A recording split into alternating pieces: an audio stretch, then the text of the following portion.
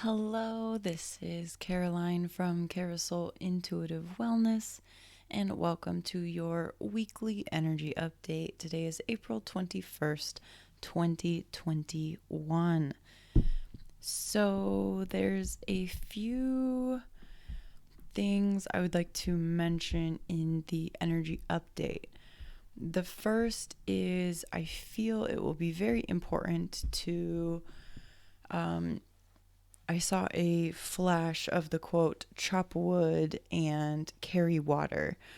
So, an important time to just kind of take care of business, like do the things that the small tasks, like clean your house, put your laundry away, pay the bills, do those things. So, the chop wood, carry water is kind of get into the routine of the daily things that are important, or create those habits that you know it's time to create for the life you want to create. So, for example, for me, I really would like to create a habit of waking up early and doing my meditations in the morning because my whole day will be better. Instead, right now, I'm doing all of my work for myself in the middle of the day when I have time. And I would have a more efficient day if I could set up this schedule for myself. So, that will be my task for this coming week, will be organizing my schedule in a way that makes me more efficient and productive, and organizing, the things like grocery shopping, laundry, the house stuff, the projects you want to get done around the house. Just getting organized will feel good. And also, let's try to be aware of our communication and the way we are communicating, not making any assumptions, double checking our wording. I'm not an astrologer, but I like to have a general understanding of the current astrology. And I know Mercury is in Taurus and it's experiencing some aspects to it in the next week. So just being aware of our communication, we may feel more grounded in our communication, but it will be important to be able to speak what we mean, not jumping to conclusions, and thinking about the long-term effects of what it is that we are saying, and does what we are saying and what we would like to say have a purpose. And lastly, what I want to touch on, and I feel we all feel the building towards this, is the full moon in Scorpio that comes on April 26th. So at the beginning of this next coming week. And full moons are really about things coming to fruition. So if you set something in intention at the new moon, which would be about 2 weeks ago, now is a good time to kind of see how the seeds you've planted are taking shape, how they're birthing, what's coming to fruition from that period. But this is also a time, because it is the full moon in Scorpio, is the illumination of buried things. So buried aspects or subconscious or subterranean but like subverted aspects of ourselves, things that we have tried to keep in the shadows, coming to the surface that will not be ignored anymore. And if we can focus on healing them instead of continuing to push them away, we will have the opportunity, or we will be taking the opportunity to greatly advance our personal growth and our personal development. I've really been, actually, I was writing about this for myself this morning, just in my own processing, trying to organize my thoughts and getting things out, is if I can pull it up in my notebook. Well, I've been thinking for the last couple weeks, maybe the last 2 weeks to be exact, is how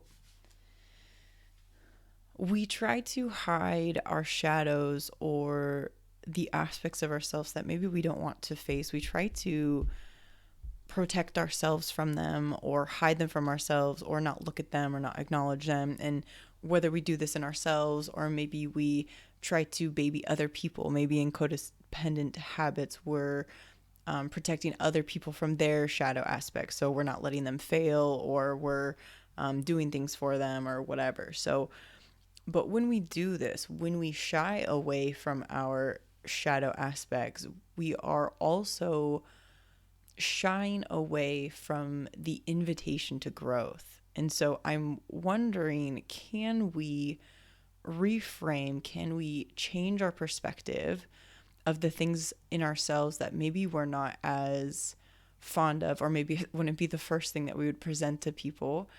Can we shift our perspective of these shadow aspects of ourselves instead of something that makes us unworthy or unlikable, or that can we change it from something negative into seeing these things as our invitations to transcend them?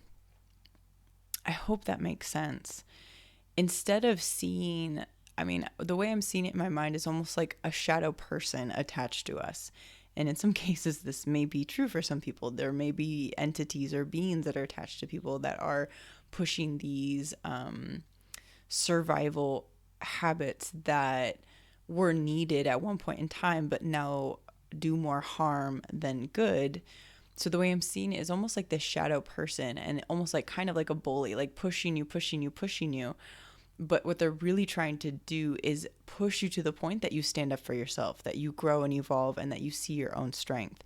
So can we somehow see these shadow aspects within ourselves as the catalyst for growth, almost like the tension that forces growth, the discomfort, the environment of discomfort that is really pushing us and prodding us and encouraging us to grow? Can we shift this view of our shadow aspects into really our cheerleader art for growth?